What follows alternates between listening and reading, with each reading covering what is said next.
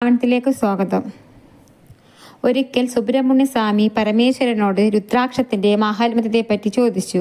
അതിനുത്തരമായി മഹാദേവൻ ഒരു കഥ പറഞ്ഞു. ആ കഥ ഇങ്ങനെയായിരുന്നു. ത്രിപുരൻ എന്ന അസുരൻ ചെയ്ത ദ്രോഹങ്ങളെപ്പറ്റി ദേവന്മാർ മഹാദേവനോട് പറഞ്ഞു. ആ കാര്യങ്ങൾ കേട്ട് വേദനയോടെ ത്രിപുരനെ വധിക്കാനുള്ള ഒരു ആയുധത്തെക്കുറിച്ച് ചിന്തിച്ച് ഒരു നിമിഷം അദ്ദേഹം കണ്ണുകൾ അടച്ചു.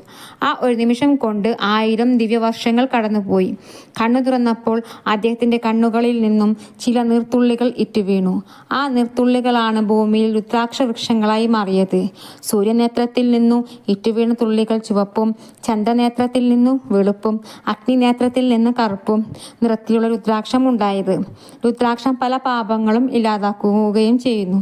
ദേവന്മാരിൽ വിഷ്ണുവും ശിവനും, മഹർഷിമാരിൽ കശ്യപനും, നദികളിൽ ഗംഗയും, അശ്വങ്ങളിൽ ഉച്ചൈസ്രവസ്സും, ദേവിമാരിൽ പാർവതിയും എത്രത്തോളം ശ്രേഷ്ഠരാണോ അത്രയും ശ്രേഷ്ഠമാണ് രുദ്രാക്ഷവും എന്ന് ദേവി ഭാഗവതത്തിലെ ഏകാദശി സ്കന്ധത്തിൽ പറയുന്നു.